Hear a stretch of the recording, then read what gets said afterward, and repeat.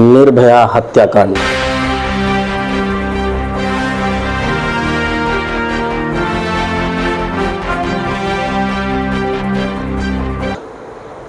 लोगों के जहन में तुरंत उस वक्त ये स्टोरी घूमने लगती है जब देश के अंदर किसी बेटी के ऊपर राक्षसी वैसी दरिंदे नोचने और खाने की कोशिश करते हैं। लेकिन शर्मसार ये देश तब जवाब देने से पीछे हट जाता है जिस देश में हिंदू युवक किसी हिंदू लड़की का रेप करता हो। ऐसे बहुत कम मामले सामने आते हैं, यहाँ तो वहाँ पर सत्ता विपक्ष में हो या फिर किसी मुस्लिम युवक द्वारा लव जिहाद जैसे मामले या फिर श्रद्धा जैसे 19 टुकड़े कर कर फेंक दिए जाते हों।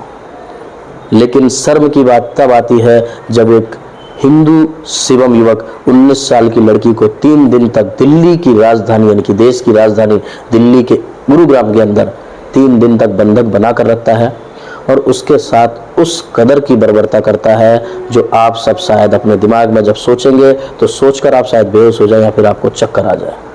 नमस्कार दोस्तों, आप देख रहे हैं सलसन न्यूज़ और मैं हूँ विनय प्रजापति। एक ऐसी कहानी जो बोलते वक्त और तक कांप जाए, आंखें गुस्से से लाल हो उठें।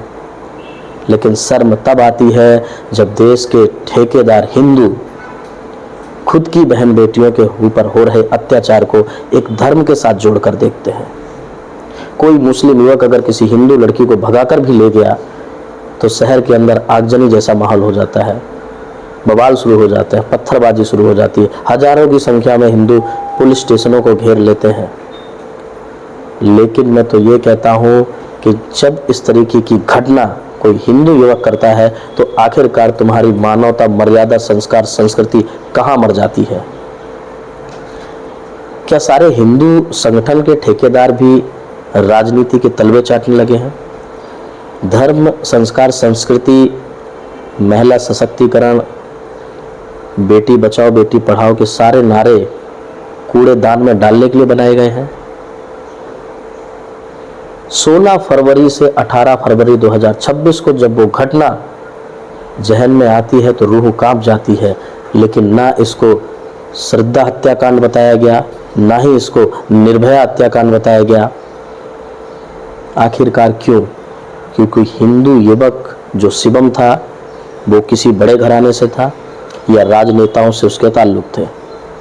लेकिन वो गरीब बेटी जो बीएससी की पढ़ाई करने गई थी, गलती तो उस बेटी की भी रही होगी। एक ऑनलाइन ऐप के जरिए इन दोनों की मित्रता होती है, दोनों दोस्ती में आते हैं, भरोसे में आते हैं और साथ में जाकर रहने लगते हैं।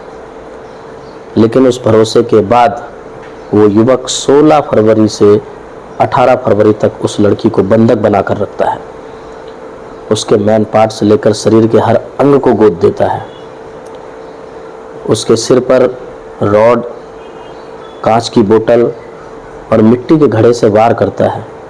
जहाँ जहाँ उस 19 वर्षीय युवती को चोटें आती हैं वहाँ पर सैनिटाइजर डालता है वो।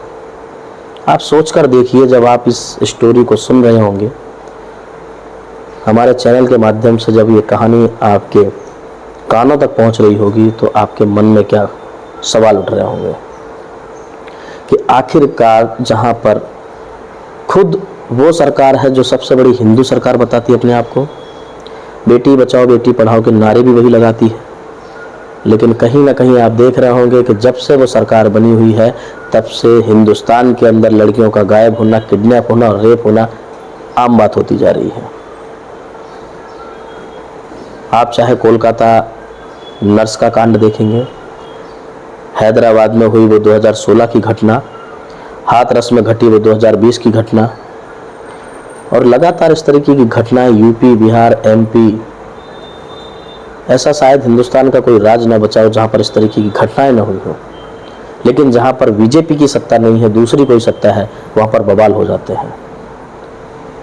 जैसे आपने कोलकाता देखा होगा, वहां पर किस तरीके के बवाल हुए। पूरे देश के अंदर कैंडल मार्च निकाला गया। राजनीति साइड में छोड़ देते हैं, आप बात करते हैं उन समाज के ठेकेदारों की, उन समाज के लोगों की जो उस वक्त कैंडल लेके घूमते थे। शर्म की बात तो तब है वो कैंडल भी लेकर इसलिए घूमते थे कि या तो उनको किसी राजनेता ने बोला है या फिर उनको अपने स्टेटस पर वो फोटो वीडियोज लगाना है कि हमने सहानुभूति दिखाई।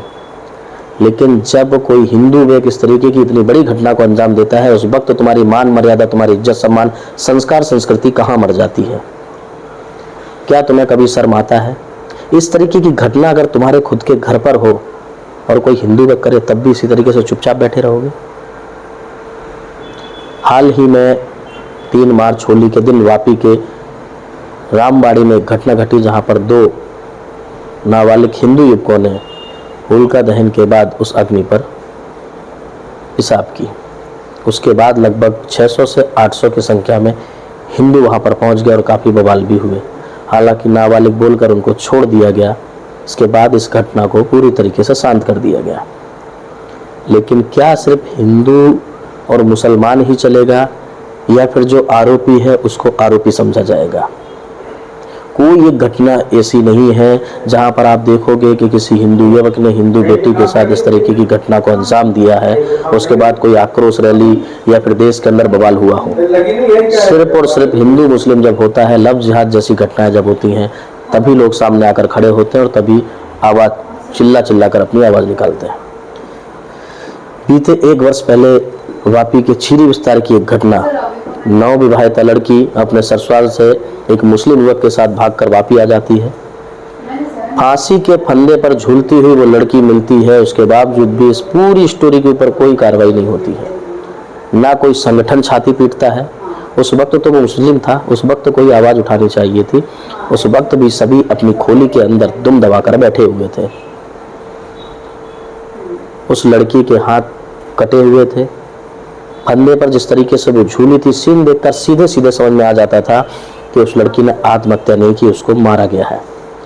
लेकिन शासन प्रशासन से लेकर कानून तक अंधा बहरा गूंगा बन गया।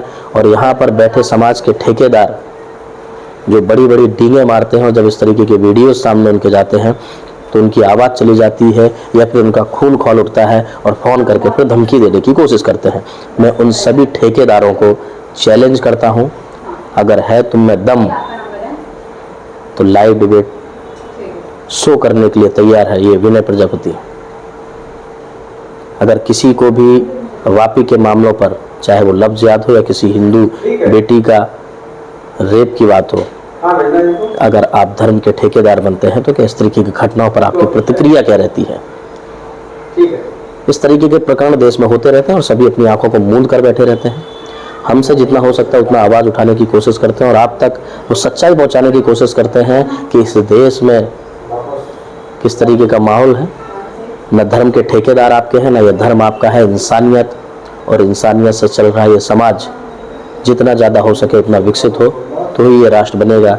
नहीं तो जिस तरीके से देश दुनिया के